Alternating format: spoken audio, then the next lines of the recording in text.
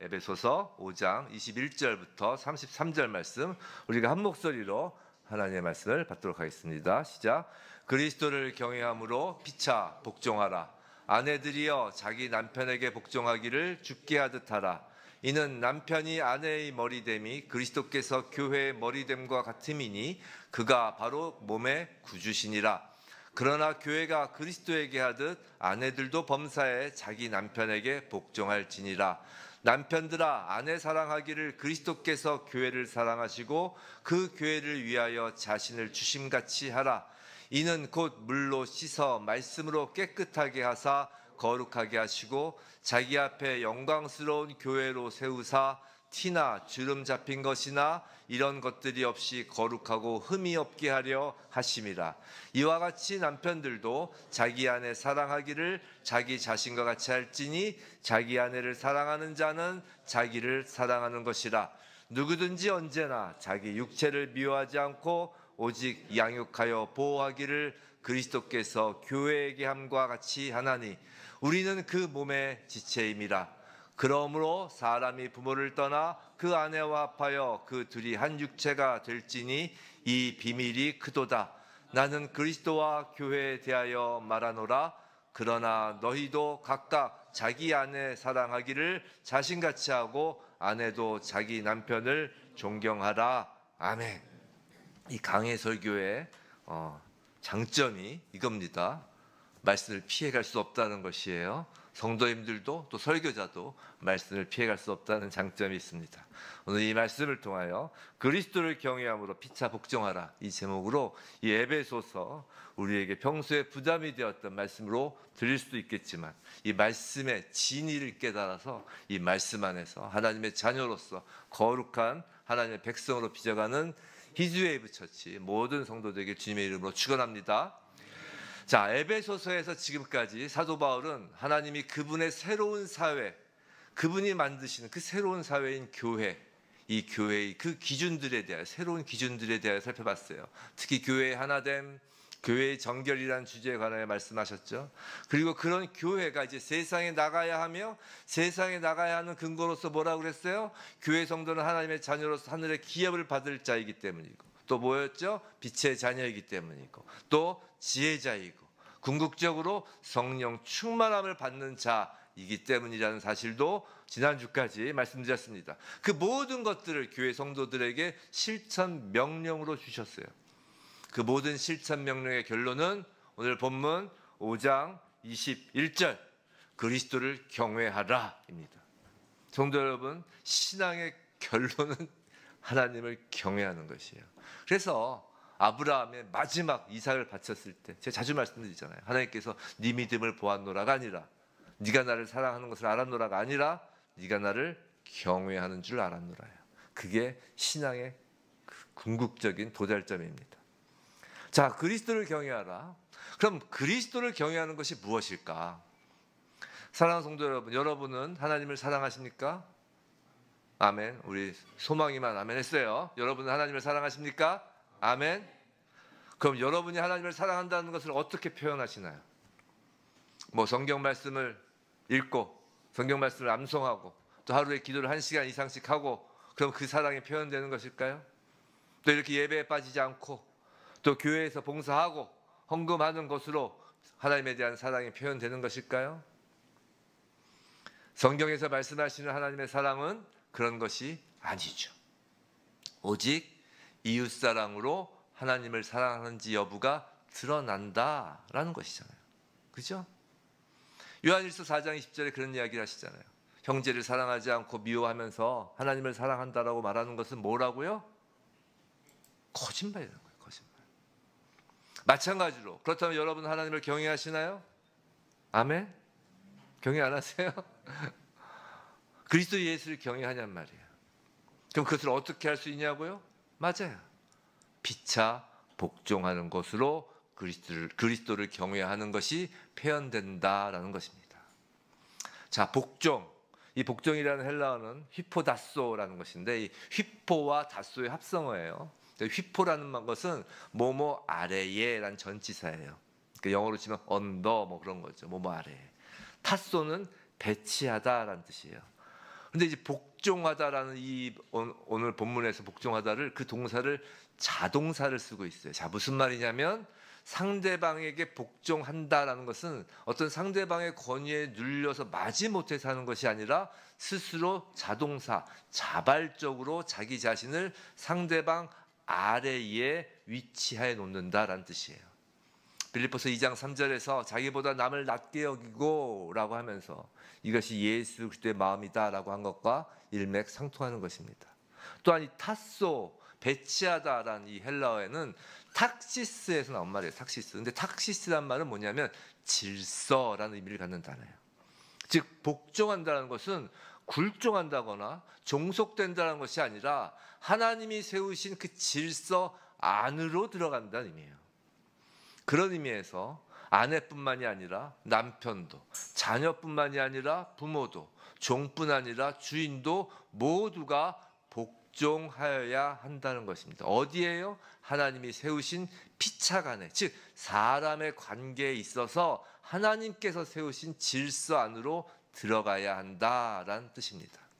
그런 의미에서 오늘 에베소서 5장 22절이죠. 아내들이여 자기 남편에게 복종하기를 주께 하듯 하라라고 이렇게 번역 성경은 되어 있지만 이 헬라어 원어 성경에는 동사가 없어요. 즉 22절에서는 복종하기라는 게 헬라어에는 없고요. 21절에서 피차 복종하라라고 하고선 22절에서는 복종하기를 이란 단어 없이 그냥 아내들아 죽게 하듯 자기 남편에게 하라라고만 원어 성경에 되어 있어요. 무슨 말이냐면 21절에 복종하라는 유독 아내들에게만 요구되는 명령이 아니라 22절 이후에 모든 사람들의 관계에게 적용되는 명령이라는 것이에요. 왜냐하면 그것이 예수 그리스도를 경외하는 것이기 때문이죠. 다만 그 복종의 내용이 아내, 남편, 자녀, 부모, 종, 주인에게 그 복종의 내용이 다 다르게 요구되고 있을 뿐이라는 것이에요. 즉 여호와를 경외하는 것, 그리스도를 경외하는 그 모습이 각각의 위치에 따라 각각의 역할에 따라 다르게 요구되고 있을 뿐이라는 것이에요. 자, 그럼 이제 복종이, 즉 그리스도를 경외하는 모습이 어디서 가장 먼저 나타나야 하는 것인가? 가정이라는 것이에요. 자, 그렇다면 먼저 가정이 무엇인지 정의를 내릴 필요가 있죠. 그리스도인은 과연 어떤 부부관, 어떤 가정관을 가져야 하는가? 왜 하나님은 가정, 부부, 부모, 자녀를 허락했는지 알아야 한다는 것이에요. 성도 여러분, 천국에는 가정이 있을까요? 있다. 제가 자주 하잖아요. 한번 손 있다, 없다. 있다 한번 손 들었고, 없다. 있어도 되고 없어도 난 상관없다. 없다도 손 들었고. 뭐 있다도 답이고 없다도 답입니다. 어떤 면에서는 있어요. 다만 이 땅에서의 가정과는 다른 모습이라는 것이죠. 한 분 하늘 아버지와 그 아래 수많은 하나님의 자녀들이 있는 것이에요.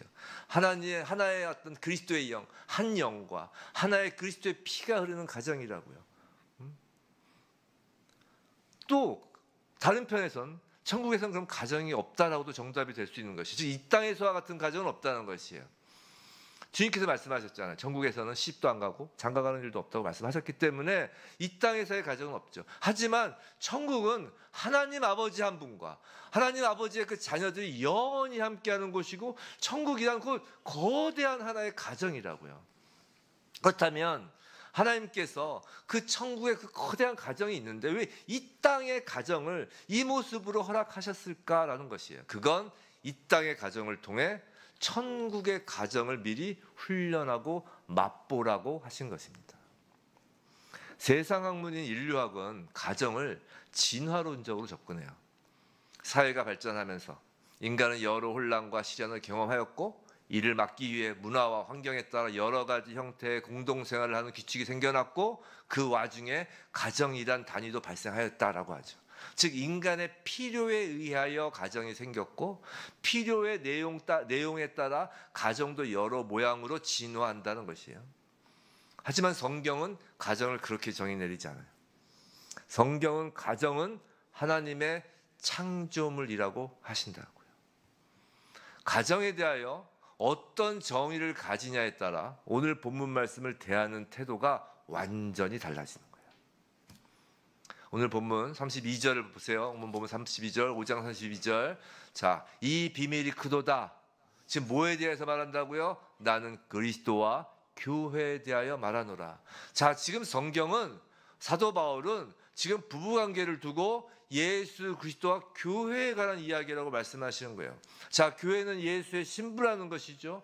교회가 세상에서 진화된 조직 제도인가요? 아니라는 거예요. 성도, 교회가 세상의 필요에 의해서 생겨난 것이에요? 아니라는 것이에요.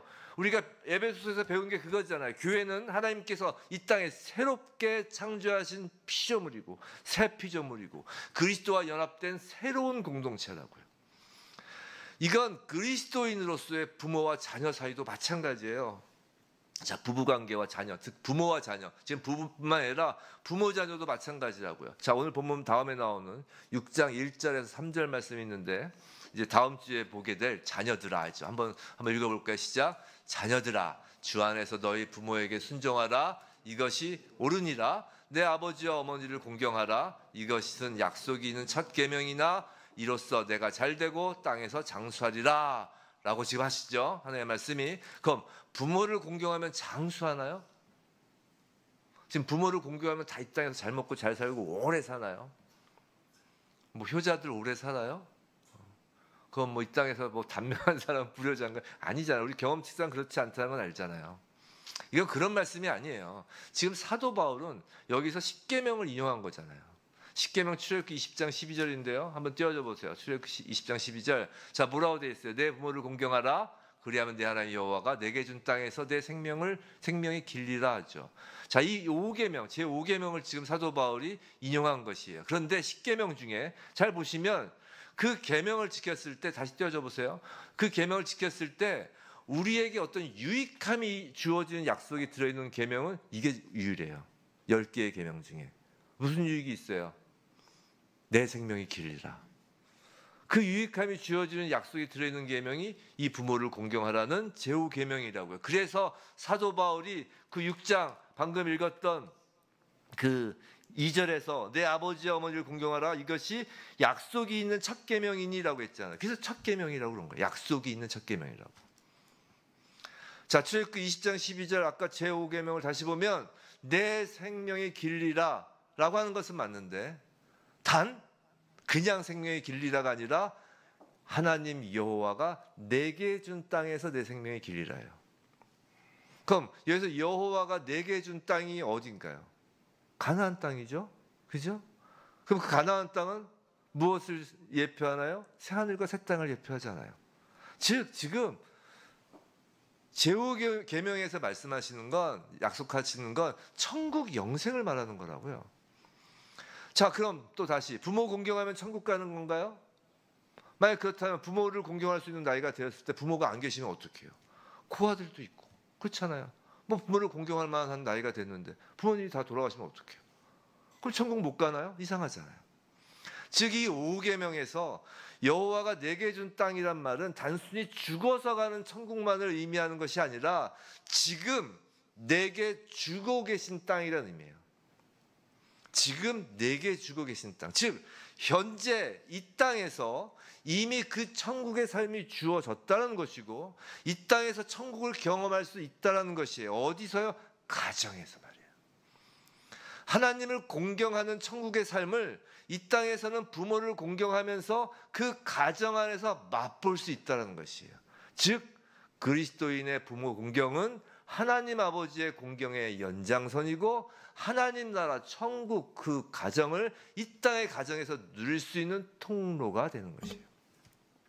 이처럼 가정은 진화의 산물이 아니라 하나님께서 하늘나라 가정의 이 땅에서의 모형이며 훈련장으로 하나님께서 창조하신 거라고요.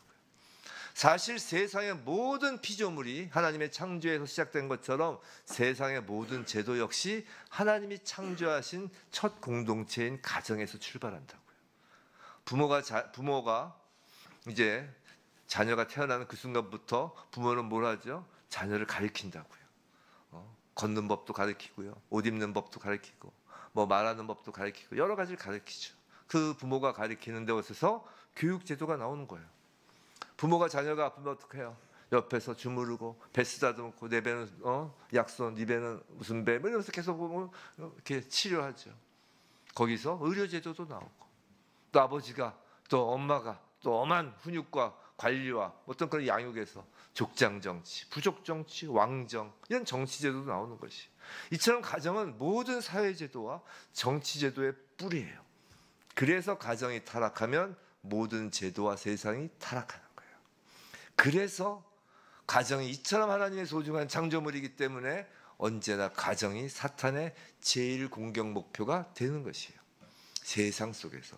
그러니까 교회, 지금 교회가 연장되고 있는 거예요. 지금 우리가 에베소서에서 교회를 봤잖아요. 교회가 세상에 나가라는 건 교회가 이렇게 연장되는 것이에요. 세상 속으로. 근데 그 중에 제일 공격 목표가 가정이라는 것이에요. 그래서 사탄이 남편과 아내, 부모와 자녀 등 가정을 공격하여 흔들면 교회도 흔들리고 국가사회도 흔들리는 것이에요. 사랑하는 성도 여러분, 이렇게 불신자의 가족관과 신자의 가족관은 달라야 하는 것이에요. 불신자의 가족관은 인류학, 진화론에 근거한 가족관이기 때문에 그 가정의 목적, 그 가족의 목적이 뭐냐면 자신의 쾌락과 자신의 필요를 충족하는 것이 된다고요. 그러나 성도의 가족관은 이 가족이란 하나님께서 창조하신 창조 질서이기 때문에 성도는 가족에게 필요를 충족하려는 목적이 아니라 하나님의 목적을 찾아서 그 목적을 추구해야 하는 것이라고요. 그럼 하나님의 목적이 무엇일까요? 그건 이제 성경을 봐야 하는 거예요. 하나님의 목적은 세상 속에서 찾을 수가 없어요. 세상 문화에서 찾을 수가 없어요. 성경을 보아야 알 수 있는 거예요. 자, 창조라고 했죠. 그렇기 때문에 창세기에서 답을 찾아야 한다는 것이죠. 창세기 2장 18절이에요. 우리 함께 읽어볼까요? 시작. 여호와 하나님이 이르시되 사람이 혼자 사는 것이 좋지 아니하니 내가 그를 위하여 돕는 배필을 지으리라 하시니라. 하나님은 창조하시고 이제 좋았다 계속 하시잖아요. 보시기에 좋았다 하는데 지금 홀로 지내는 남자는 좋지 않다고 하셨어요. 그래서 여자를 창조하시고 남자와 여자가 하나가 되는 것을 보니 이제 좋다라고 하신 거죠. 그럼 왜 처음부터 하나님은 좋게 하지 않으시고 나중에 보완하셨을까요? 아니 처음부터 다 여기 다 사셨으면 됐잖아요. 근데 왜 그러셨을까요? 그건 창조 전에 이미 교회가 어떻게 하나님 보시기에 좋은 하나님의 자녀가 될 것인지 결정하신 것을 암시한다고요. 잘 들어보세요. 자, 하나님은 남자의 갈빗대를 취하여 여자를 만들고 남자에게 데려다 맺어주십니다. 이것이 인류의 최초의 결혼이죠. 갈빗대를 취하기 위하여 아담을 어떻게 해요? 잠들게 하죠. 성경에서 잠든다라는 것은 뭐예요? 죽는다라는 것을 표현하는 것이에요. 자, 아내가 주어지기 위해서 남자는 죽는 것이에요. 자, 왜 갈빗대인가요? 다리뼈도 아니고 정강이뼈도 아니고 이 팔뼈도 아니고 왜 갈빗대인가요? 갈빗대가 많아서요? 그건 아닐 거예요. 이 갈빗대는 이제 생명이 담겼다고 히브리인들이 생각하던 이 심장, 폐 그런 것들을 보호하는 하나의 그릇이에요. 이 갈빗대는. 그래서 남자의 생명을 보호하는 갈빗대라는 이 그릇으로 여자를 만들었다는 것이고 이것은 곧 여자는 남자의 생명을 유지하기 위한 돕는 배필이라는 것이에요. 결혼을 한 부부의 아내는 남편의 죽음을 통해 창조된 존재이고 또한 남편의 생명을 보호하기 위한 갈빗대를 뽑아서 창조된 존재라는 것이. 자, 이 창세기의 내용에서 아내는 교회이며 남편은 그리스도임을 우리는 알 수 있는 것이에요. 예수는 옆구리를 통해 피와 물을 다 뽑아내시고 죽으심으로써 교회를 만드셨어요. 그리고 교회와 연합하여 한 몸을 이루시죠. 창세기 2장 24절 이러므로 남자가 부모를 떠나 그와 아내가 합하여 둘이 한 몸을 이룰지니라. 오늘 본문 31절에도 있는 말씀이에요. 근데 이상하지 않으세요? 아담에게 아빠가 어디 있어요? 아니, 부모가 어디 있어요? 당시 아담에게는 육신의 부모가 없잖아요. 그럼 이 이야기는 무엇을 말하는 걸까요? 맞아요. 성자 예수가 성부 하나님을 떠나 성도와 한 몸을 이루어 교회를 탄생시키는 이야기라고요.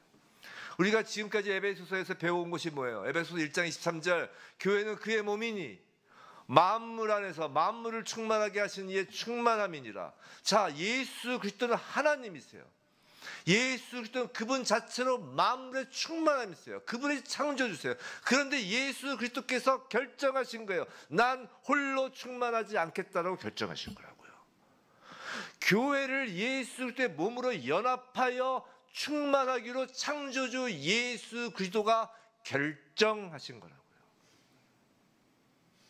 그렇다면 교회를 하나님께서 이 땅에 두신 목적이 무엇일까요? 하나님께서 창세전에 우리를 택하시고 우리가 예수 그리스도를 믿어 연합되었을 때 우리를 곧바로 하늘나라로 데려가지 않으시고 이 땅에 그대로 두신 까닭이 무엇이냔 말이에요. 성경은 줄곧 그 목적을 말씀하셨어요. 오직 한 가지 목적이에요. 거룩이라고요. 내가 거룩하니 너희도 거룩하라라는 레위기 율법의 주제는 거기서 멈추는 게 아니라 신약의 교회에도 그대로 이어지는 거라고요. 하나님은 교회 성도의 거룩과 정결을 위하여 이 땅의 교회로서 믿는 자들을 놔두셨다고요. 우리가 지금까지 몇 달에 걸쳐 에베소서에서 본 결론이 바로 그거잖아요. 마찬가지라고요. 하나님께서 가정을 이 땅에 창조하여 두신 목적이 무엇인가요? 거룩이에요. 즉 하나님 나라의 영원한 그 하나님 가문의 일원이 되도록 이 땅에서의 훈련장이 첫째로 가정이고 가정의 목적은 거룩이라는 거예요. 그리고 하나님께서 아내들아, 남편들아, 자녀들아, 아비들아 라고 부르시면서 그 각자에게 맞춤형으로 그 거룩을 이루기 위한 역할을 분담하신 거라고요. 사도 바울은 이미 갈라디아서 3장에서 갈라디아 3장 28절 너희는 유대인이나 헬라인이나 종이나 자유인이나 남자나 여자나 다 그리스도 예수 안에서 하나이니라 라고 이미 사도 바울은 말했다고요. 하나님은 이렇게 말씀하셨어요. 즉 남자나 여자나 다 그리스도 예수 안에서 하나라고 하셨다고요. 즉 오늘 에베소서에서의 이 말씀은 아내와 남편이 가치적으로 누가 우월하고 누가 종속적이라는 의미가 아니라 아내이든 남편이든 하나, 즉 평등한 가치를 가졌지만 역할이 다르다고 말하는 것이에요. 가치의 평등은 역할의 평등이 아닌 거라고요.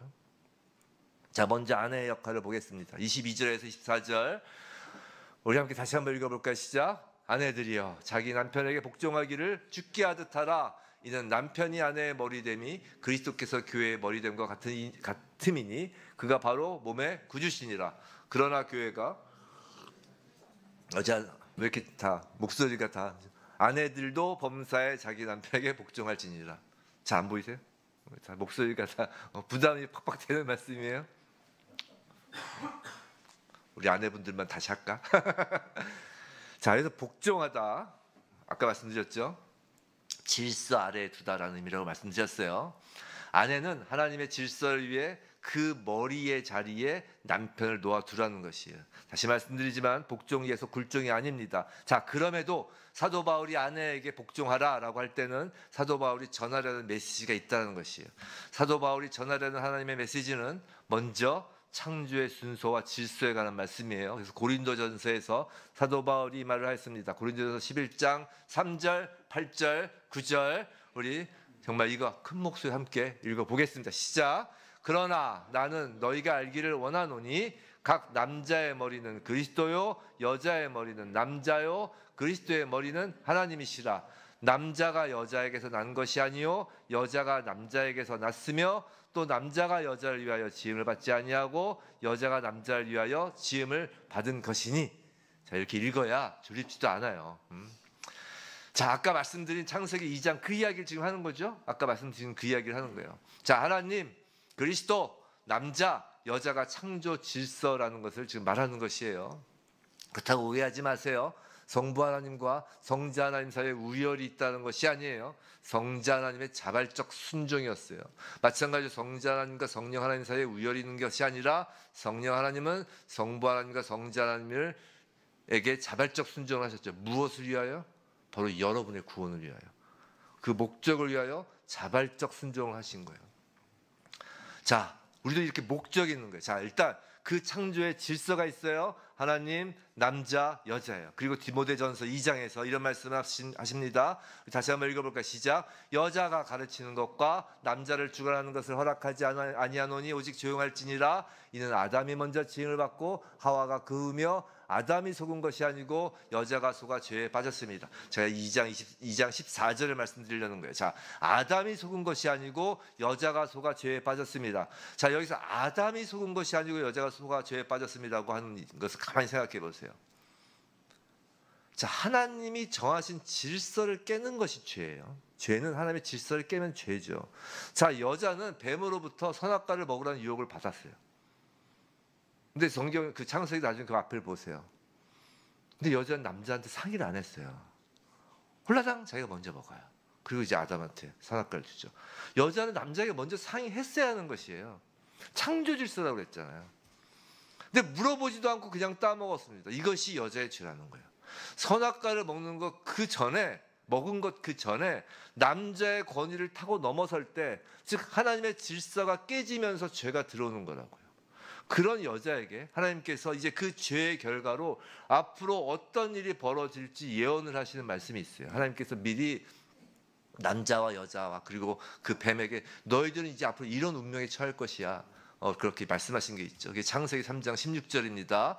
제가 읽을게요. 또 여자에게 이르시되 내가 내게 임신하는 고통을 크게 더하리니 내가 수고하고 자식을 낳을 것이며 너는 남편을 원하고 남편은 너를 다스릴 것이니라 하시고, 자, 여기서 남편을 원하고라는 이 단어와 히브리 단어의 뜻은 사자가 그 먹잇감을 꽉 움켜쥐는 거예요. 이 장악하다는 뜻이에요. 그냥 원한다. 달리마 남편, 이게 아니라 확 장악하는 거예요. 남편을. 즉 아내가 남편을 확 장악하려고 할 것이고 남편은 그런 아내를 확 누르고 다스리려고 할 것이라는 거예요. 이게 죄의 현상이라는 거예요. 이런 죄의 현상이 계속될 것이라고 미리 알려주는 거라고요. 세상의 가정은 그 죄로 인한 결과로 아내와 남편은 서로를 장악하고 다스리려고 할 것이며 혼란스러울 것인데, 지금 사도 바울이 말하고자 하는 것은 이제 너희는 새롭게 태어난 하나님의 가정의 자녀들이다. 새로운 피조물이라며. 그러니까 이제 태초의 창조 질서를 회복한 자로서 세상 속에서 창조 질서에 순응하는 모습으로 살아야 한다라고 지금 말씀하시는 거라고요. 성도 여러분, 아내가 남편에게 복종하는 역할을 담당하는 것은 죄로 깨어진 그 가정의 질서를 회복하는 거룩한 일이라는 것이에요. 아내가 남편보다 열등하다는 의미가 아니라 복종은 하나님이 주신 아내를 향한 역할을 말하는 것이에요. 그리고 이것이 아내에게 유익한 것입니다. 뭐가 유익할까? 유익하다고 하니까 또 인간적인 유익을 생각할 수 있죠. 아내가 남편에게 복종해서 작고 반짝반짝하는 어떤 돌멩이를 얻어낼까? 그런 유익이 아니라 아내의 유익이 그럼 무엇일까? 아까 말씀드린 것처럼 거룩이에요. 거룩. 그리스도를 머리로 둔 교회는 그리스도의 장성한 분량이 충만한 데까지 이르리니라는 그 에베소서 말씀처럼 아내는 하나님이 창조하신 가정이라는 질서에서 남편에게 복종함으로써 거룩을 향해 자라난다라는 것이에요. 성도 여러분, 우리가 이 땅에 남아있는 목적은 누가 뭐라 해도 거룩이에요. 우리가 이 땅에 존재하는 존재 가치입니다. 근데 거룩은 그냥 되지 않아요. 제가 자주 말씀드리잖아요. 감 나오면서 감 떨어지길 바라보면서 누워서 입 벌리고 있으면 거룩이 되지 않는다고요. 거룩이란 열매가 떨어지지 않아요. 성령의 열매는 입 벌리고 누워있어서 열리는 열매가 아니에요. 그냥 되지 않는 것이라고요. 많은 훈련과 고난과 환난이 동원되는 것이에요. 우리가 열매를 맺기 위하여 해가 비치고 풍수해가 오고 막 온갖 그런 자연재해가 있어도 그 가운데서 열매를 맺는 것처럼 성령의 열매 거룩은 훈련과 고난과 환난이 동원되는 것이에요. 거룩을 위한 그 훈련, 고난, 환난이 쉽지 않다라는 것이에요. 그래서 아내가 남편에 대한 복종이 쉽지 않은 것이에요. 또 남편을 장악하여 남편을 내 말에 복종시키길 원하는 그 죄의 잔재가 있단 말이에요. 그걸 씻어내는 거잖아요. 거룩은 씻어내는 것이잖아요. 그러니까 어려운 거예요. 죄의 본성과 역행하니까 말이죠. 거룩은 죄의 본성에 역행하는 것이잖아요. 그래서 그 거룩을 위하여 복종하려는 아내에게 이제 사단은 속삭입니다. 사단은 끈질기잖아요. 끝까지 그냥 으르렁거리잖아요. 아내의 귀에 이제 으르렁거리며 속삭이. 뭐라고 속삭일까? 이렇게 속삭이는 거예요. 야, 사도 바울의 이 기록은 당시 사회, 당시 문화에나 적용되는 문화적, 사회적 진화 과정 중에 하나야라고 속삭이죠. 물론 우리에겐 진화 과정이라는 이야기는 안 하죠. 진화라고 우리는 팍 놀라죠. 일단 놀래잖아요. 근데 사회적 그 당시 사회 현상이야. 그 당시에 맞는 거 지금은 안 맞는 거야라는 이야기를 한다. 그게 진화론적인 이야기를 하는 거예요. 또 이런 얘기가 지금 때가 어느 때인데 이런 남녀차별적인 말을 하냐. 이 무식한 소리라고. 또 그렇게 속삭입니다. 누가요? 사단이 속삭이는 거예요. 아내 여러분, 아내가 남편의 권위를 타고 넘어가면 거룩을 향한 그 성숙에 이르는 그 길을 잃어버리는 거예요. 자기 손해인 거예요. 그럼 이런 이야기를 할 수 있죠. 도대체 어디까지 복종해야 하는 것이냐라고 항변할 수 있어요. 뭐 마약이나 도박을 해서 돈을 훔쳐오라고 하면 그것도 복종해야 하냐. 뭐 아내는 뭐 복종하되 뭐 어떻게 어디까지 우리가 복종을 해야 되냐. 근데 이것도 우리가 이 본질을 몰라서 그런 거예요. 아내는 복종하되 남편이 이게 어떤 존재인지 알아야 돼요. 이게 이 사람이. 자, 성경에 뭐라고 그랬어요? 아내는 돕는 배필로서 도와야 할 대상이 남편이에요. 내가 도와야 할 대상이에요. 그럼 무엇을 위하여 돕냐는 거예요. 무엇을 위하여 도와요? 아담이 뭐 경작하는 걸 도우라고 했어요. 그냥 돕는 배필이라고 하잖아요. 무엇을 위하여 돕나요? 당연히 이 땅에 남겨진 존재 가치, 거룩을 위하여 돕는 거예요. 가정은 하나님 나라의 가정 모형이므로 아내와 남편은 함께 거룩을 이루어가야 할 동반자란 말이에요.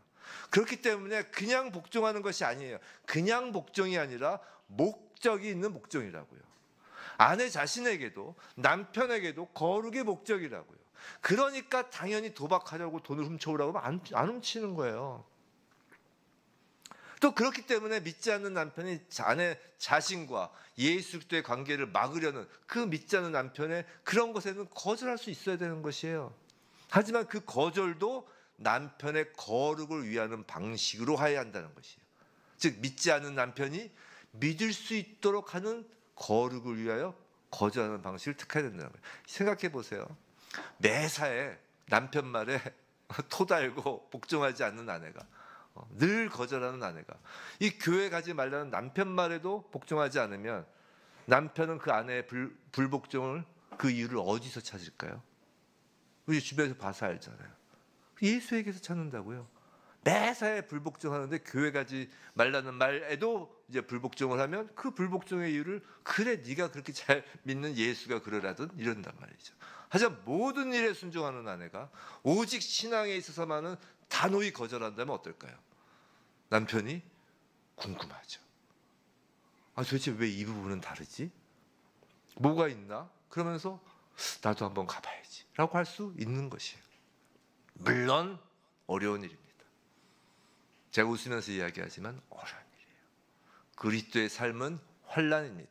아내는 그 어려운 복종을 하면서 자신과 남편의 거룩을 빚어가는 주님의 심장과 주님의 손과 발을 갖게 되는 거예요. 자, 이제 남편들아입니다. 25절에서 29절 우리 다시 한번 읽어볼까요? 시작. 남편들아, 아내 사랑하기를 그리스도께서 교회를 사랑하시고 그 교회를 위하여 자신을 주심같이 하라. 이는 곧 물로 씻어 말씀으로 깨끗하게 하사 거룩하게 하시고 자기 앞에 영광스러운 교회로 세우사 티나 주름 잡힌 것이나 이런 것들이 없이 거룩하고 흠이 없게 하려 하심이라. 이와 같이 남편들도 자기 아내 사랑하기를 자기 자신과 같이 할지니 자기 아내를 사랑하는 자는 자기를 사랑하는 것이라. 누구든지 언제나 자기 육체를 미워하지 않고 오직 양육하여 보호하기를 그리스도께서 교회에게 함과 같이 하나니. 자, 우리 특별히 오늘 젊은 분들 잘 들으셔야 돼요. 결혼하신 젊은 분들이, 아니면 결혼을 이제 생각하고 계신 분들이, 아니면 이제 결혼하셔야 될 이제 젊은 분들 잘 들으십시오. 자, 그리스도께서 교회를 사랑하시고 교회를 위하여 자신을 주심과 같이 남편은 아내를 사랑하라라고 지금 말씀하세요. 자, 그럼 그리스도께서 우리가 어떨 때 사랑하시고 우리가 어떨 때 우리를 위하여 자신을 주셨나요? 여러분이 어떨 때 주님께서 여러분을 사랑하시고 주님께서 당신을 주셨나요? 우리가 잘났을 때? 우리가 세상에 잘 나갈 때? 그런 게 아니라 우리가 주님과 원수 되었을 때라는 거잖아요. 지금 남편들에게 그 사랑을 요구하는 거예요. 남편의 사랑은 아내가 복종했느냐 안 했느냐 그 여부에 따른 사랑이 아니라는 것이에요. 아내가 원수 같을 때라는 거예요. 그리스도가 우리에게 그랬던 거죠. 여기서 사랑이란 단어는 아가페, 신적 사랑이죠. 그 사랑으로 아내를 사랑하라는 것이에요. 아내가 마음에 안 들어도 원수 같아도 사랑하라는 것이 자신을 내어주라는 것입니다. 근데 이 사랑도 목적이 있죠. 아가페, 신적 사랑. 그게 바로 그 목적이 거룩이에요. 남편은 아내를 사랑함으로 자신의 거룩을 이룹니다. 또한 남편의 머리됨, 즉 권위는 26절에서 28절 사이에 있는 말씀이에요. 즉 남편의 머리됨은 어떤 권위로 이것이 있느냐. 즉 주님이 원수되었던 우리와 결혼하시고 26절에서 28절 다시 한번 띄워줘 보실래요? 26절 28절 보시면서 보세요. 이는 곧 물로 씻어 말씀으로 깨끗하게 하시고 거룩하게 하시고라고 하죠. 자, 주님이 원수였던 우리와 결혼하시고 신부인 우리를 위해 물로 씻어 말씀으로 깨끗하게 하사 우리를 거룩하게 하신 것처럼 지금 남편은 말씀으로 깨끗하게 하사 거룩하게 하시고라는 거예요. 남편은 하나님의 말씀으로 아내를 거룩하게 하는 역할을 받았다는 것이에요. 이게 남편의 권위라는 것이에요. 하나님은 주님이 교회를 티나 주름 잡힌 것이 없이 거룩하고 흠이 없게 하려 하신 것처럼 남편에게 아내를 그렇게 하는 일에 쓰라고 그 권위를 주신 거라는 거예요. 23절에서 그가 바로 몸의 구주시니라라고 할 때 이 구주 23절에 그거예요. 23절에 이는 남편이 아내의 머리됨이 그리스도께서 교회의 머리된 것 같으니 그가 바로 몸의 구주시니라. 자, 몸의 구주시니라. 구주는 구원자라는 의미가 아니라 보호자라는 의미예요. 즉 남편에게 주어진 권위는 종합하면 아내를 사랑함으로 아내를 보호하고 말씀으로 아내를 거룩하게 하는 권위라는 것이에요. 그래서 남편은 하나님 말씀을 더욱 배우고 익혀야 한다는 거예요. 남편은 하나님 말씀을 더욱 배우고 익혀야 하는 것이에요. 남편은요 말씀을 알아야 돼요. 말씀을 모르면 권위가 없는 것이에요. 자신뿐만 아니라 아내의 거룩을 위하여 자신의 생명을 내어주어야 하는 것입니다. 28절 남편들도 자기 아내 사랑하기를 자기 자신과 같이 할지니라고 합니다. 더 정확히 말하면 자기 몸처럼 아내를 아끼라는 뜻이 아니라 이게 자기 몸처럼 아내를 아끼라는 뜻이 아니라 아내가 자기 몸이라는 것이에요. 교회가 그리스도의 몸인 것처럼 아내는 남편 자신의 몸이라는 것이에요. 자기 자신이므로 남편과 아내는 한 몸이라는 것입니다. 사랑하는 성도 여러분, 결혼은 외로운 남자와 외로운 여자가 만나서 서로의 필요를 채우는 것이 아니에요. 결혼은 남자와 여자가 서로를 하나님의 거룩한 자로 성숙시키는 책임을 갖는 거라고요. 성경에서 나홀로 거룩이란 없어요. 기독교에서는 나홀로 거룩이란 없어요. 산속에 들어가 돌을 닦는 종교가 아닙니다. 제가 얼마 전에 기독교 유튜브 중 어떤 하나 얼핏 봤는데 제가 깜짝 놀랐어요. 뭐라고 하냐면 교회가 안 가니까 내가 예수를 믿게 됐다는 거예요. 교회를 안 가니까. 교회를 안 가고 내가 혼자 기도하고 혼자 말씀 보고 유튜브에서 내가 좋아하는 목사님 설교 듣고 교회를 안 가니까 사람한테 안 치이니까 내가 너무너무 예수를 잘 믿게 됐다는 거예요. 말도 안 되는 거예요. 그거는 자기 착각이에요. 그냥 도 닦는 거예요. 도 닦는 거. 성경에서 기독교에서 나홀로 거룩이란 없어요. 산속에 들어가 돌을 닦는 종교가 아닙니다. 세상의 관계 속으로 하나님이 들어오셔서 그 관계를 예수 그리스도 안에서 하나님 나라의 관계로 바꾸어 가는 것이 거룩이에요. 거룩은 내가 착한 사람이 되는 것이 아니에요. 돌을 닦는 게 아니에요. 세상의 관계 속에서 세상의 관계 속으로 하나님이 들어오셔서 그 관계를 예수 그리스도 안에서 하나님 나라의 관계로 바꾸어 가는 것이 거룩이에요. 죄로 망가진 인간 세상의 관계가 예수 그리스도 안에서 죄가 없어지는 하나님 나라의 관계로 바꾸어 가는 것이 거룩이라고요. 그래서 하나님을 관계의 하나님이라고 하시는 거예요. 하나님은 그 일을 예수 그리스도의 십자가를 통하여 우리와 관계 맺으시면서 그 일을 한다고요. 어떻게 산속에 들어가서 해요? 그러니까 사랑하는 성도 여러분, 아내가 복종하고 남편이 사랑할 수 있는 것은 부부가 바로 그 예수 그리스도를 경외하기 때문에. 거룩의 최고 경지는 예수 그리스도를 경외하는 것이. 청년 여러분, 명심하세요. 가정은 문화인류학적 제도가 아닙니다. 하나님께서 창조하신 하나님의 질서이며 하나님 나라 가문의 훈련장이에요. 가문의 일원이기 때문에 이 땅에서 가정을 이루고 훈련을 받는 것이에요. 조건과 필요를 보며 배우자를 만나려고 한다면 얼마 지나지 않아 상대방에게 실망할 것이에요. 얼마 가지 않아요. 하나님의 창조 질서 속에서 결혼관, 가정관을 갖고 있는지를 살펴보아야 하는 것이에요. 사랑하는 성도 여러분, 아내와 남편이 예수 그리스도의 심장과 손과 발이 돼서 자기 자신과 서로의 거룩을 위하여 책임지고 희생하는 것, 그것이 가정이고 그렇게 예수 그리스도를 경외함으로 피차 복종하는 것입니다. 부디 남편에게 복종하는 아내의 그 역할과 아내를 사랑하는 그 남편의 역할에 순종함으로 하나님 나라 가정을 이 땅에서 누리고 경험하는 히즈웨이브 처치 성도 청년들 되게 주님의 이름으로 축원합니다.